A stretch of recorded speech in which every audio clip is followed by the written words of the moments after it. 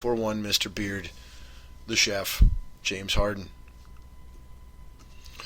All right, so one more basketball related quickie. I've been saying it for weeks, and here it is. My apologies to those who wanted it earlier. A WNBA standings report. That's right, OMG. We are here in early August. I'm sure there are only, you know, probably 1 to 4 weeks, 1 to 3 weeks of the WNBA season left before they wrap it up and get to the playoffs. Out in the Eastern Conference, we've got the New York Liberty in first place at 13-6. We've got the Chicago Sky in second place at 13-8. So the Liberty got 2 games to play yet to catch up. Could separate themselves more, or could end up being tied with Chicago. Behind them, we've got the Washington Mystics at 11-7, the Indiana Fever at 11-9, the Connecticut Sun at 10-9, and then the Atlanta Dream in the basement at 7-13. So you've got a very good competitive Eastern Conference from top to bottom, with the exception of the Atlanta Dream at the bottom of the Eastern Conference. But you got 5 teams right there, all in it, contending for that Eastern Conference. And then out in the West, you've got our Minnesota Lynx, defending champs, on top with 15 wins and 5 losses. That is the best record in the WNBA, a 75% winning percentage. Right behind them, 2 games back, is the Phoenix Mercury at 13-7. And then those are the only 2 teams in the Western Conference with a winning record. You've got 5 of the 6 teams in the Eastern Conference have a winning record as of right now, me talking to you, and only 2 of the 6 teams in the Western Conference have a winning record. The best of the of the losing teams out west would be the Tulsa Shock at 10-11, and then followed by the 3 worst teams in the WNBA. The Los Angeles Sparks at 6-14, the San Antonio Stars at 6-15, and the Seattle Storm at 5-16. All right, so there's your WNBA quickie catch up. And we will get back. Maybe we'll talk a little bit of WNBA next week as well. Try and let you know when you need to be getting ready for their playoffs to begin. All right. All right. So we got 2 more sports to discuss here, and then we will be wrapping up the show. Time goes by so fast here every Wednesday night on Balls Deep Sports Talk. I love talking sports with you guys. I can't thank you enough for listening to the show. But anyway, we got baseball to talk yet, and we've got football to talk yet. So 2 biggies. It's my reward to all of you for sticking with the show and listening up until this point. I know I put you through a lot of off the wall random topics here on the show, not just tonight, but every week. I try to be as diverse as possible here, and so rewarding your suffering tonight by closing strong with baseball and football. We'll save the football for the last meaty topic here, because that includes the Balls Juice as well, and we will go to baseball here now. We will try to catch you up on the trade, what happened in the trades. Again, that deadline passed on Friday. Lots of action. One of the earlier ones that we touched on, we did have time to touch on it last week, was the Toronto Blue Jays trading away their shortstop Jose Reyes to the Rockies for shortstop Troy Tulowitzki in his largest in all of baseball shortstop contract. They also acquired LaTroy Hawkins around that same time, a former Twin. I want to say he's got like 21 some years in Major League Baseball. In the actual big leagues, at the show. But his pro baseball career started in the early 90s down in the minor leagues. But anyway, sorry, getting a little off topic with the really old Minnesota Twins references there. But anyway, and they also, like I said, or maybe I didn't say this yet, but Blue Jays were super active They were the one team I singled out a few weeks ago, and then lo and behold, boom, they were like the most active. Another big, huge acquisition that they made was they acquired pitching superstar stud ace David Price from my Twins rival and downward spiraling Detroit Tigers, who the Tigers were a big seller at this trade deadline. And another move the Detroit Tigers made was sending outfielder Yoenis Cespedes to the New York Mets. And the New York Mets were one of the better buyers at this trade deadline as well. We had the Cubs acquire some pitching from the Marlins via form of Dan Herron. Another one of the bigger trades we had from, a nobody. Again, most of these you'll see a team that's giving up on the year and a team that's trying to compete yet for something. Gerardo Parra was traded from Milwaukee to the Baltimore Orioles. So the Orioles not quite giving up. Philly was a big-time seller, as they're the worst team in all baseball. They traded Ben Revere to, guess who? The Toronto Blue Jays. Toronto Blue Jays just trading for everybody at this trade deadline, and I'm telling you, look out. Mark Lowe left the Seattle Mariners. They traded him away. Really good pitcher. Guess who they traded him to? The Toronto Blue Jays. Just about every trade involved the Toronto Blue Jays. Holy cow! And don't look now, but my Minnesota Twins, they made a move or two. They weren't big-time moves, but I think they were the right moves.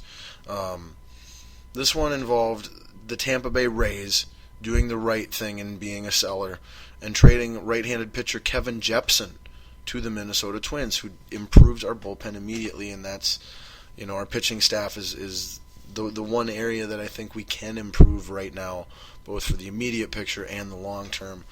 And so we did, make an effort at that.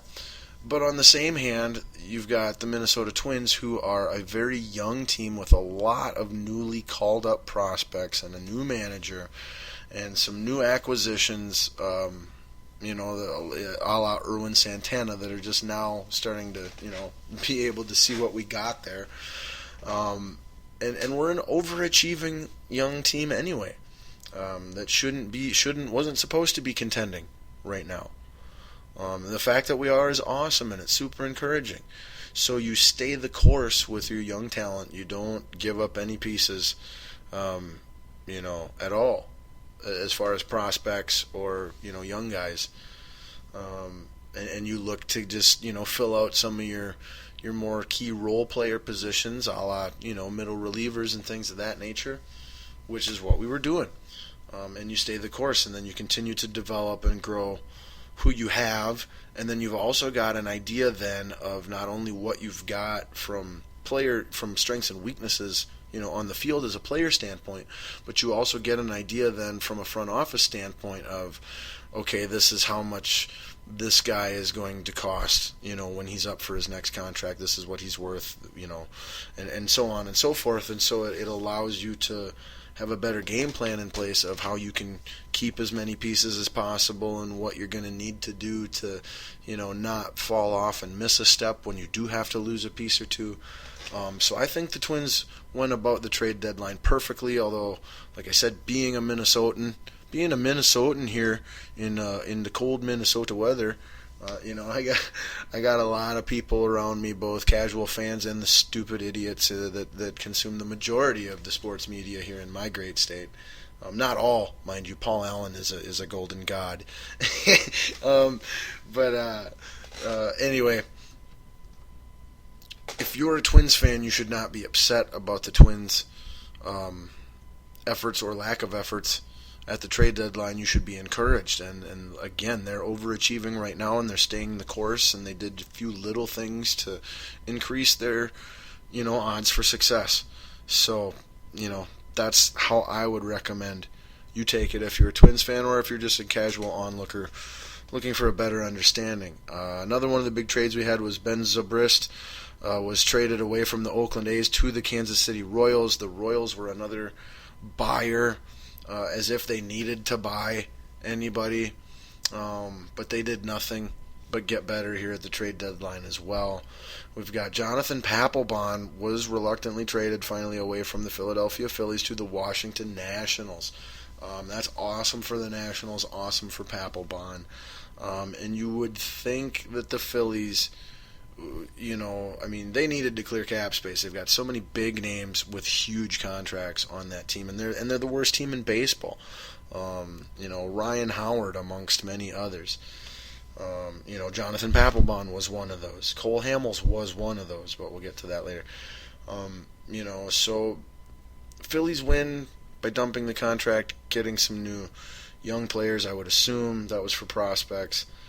And Nationals, they're doing what they can to stay on pace with the Mets, who are back to playing really good baseball, and that's a great two-team race for that division. And the sad thing is, the second and third place teams in the Central Division and the second place team in the West Division are so freaking good that it's likely that the only team that's going to make the playoffs out of the NL East is the team that wins the division. So this race between the Nats and the Mets is all that more hot, Also, we had Scott Kazmir. That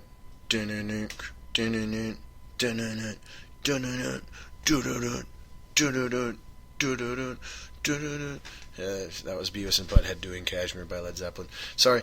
Scott Kazmir, pitcher formerly of the Oakland A's, was traded to the Houston Astros. So again, you've got the A's selling pitching as a hot commodity at the trade deadline. And you've got the Astros being a buyer, looking to either stay on top of in the AL West as they have been for the majority of the season, or by locking up one of those two wild card spots, which they should be. The loser of the second place team in the AL West should, by all means, have the top. Should be the one seed of the two wild cards for that one play-in game. All right, then over in the National League, we had pitcher Mike Leake traded from the Cincinnati Reds to the San Francisco Giants because the Giants so desperately needed more quality pitching. The rich get richer, and the poor get prospects. That's wow.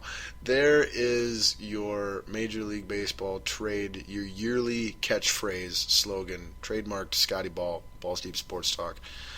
Every year when trade deadline comes around for Major League Baseball, that's what I want you to think of. The rich get richer, and the poor get prospects. All right, so last couple trades we're going to get to here. We got Carlos Gomez was traded away from the Milwaukee Brewers to the Houston Astros. Again, another name that is familiar to the Minnesota Twins fan base organization. We also had Johnny Cueto. That sounds like a Lucha Underground name, if you ask me. Lucha. But yeah, Johnny Cueto traded away from the Cincinnati Reds to, guess who? The Kansas City Royals. Again, another one of the rich getting richers.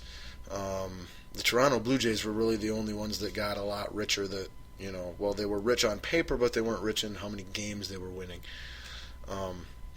Then again, we mentioned the Troy Tulowitzki for Jose Reyes trade. And Cole Hamels traded away from the Philadelphia Phillies to the Texas Rangers, another big money guy on the Phillies.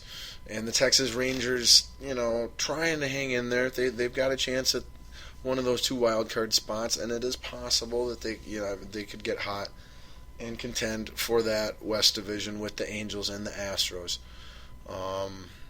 David Price, like we said, traded from the Tigers to the Toronto Blue Jays. Toronto Blue Jays were huge movers and shakers, and the Tigers did nothing but sell. There was a huge frickin' 13-player, 3-team trade involving the Los Angeles Dodgers, the Miami Marlins, and the Atlanta Braves. I don't think I'm going to go too into detail on who that all included, what happened there and whatnot. Just so you know, that was another trade.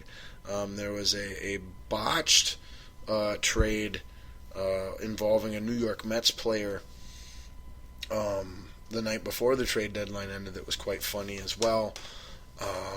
That's a trade recap. here in what we've got for our time to devote to it. As I look back at the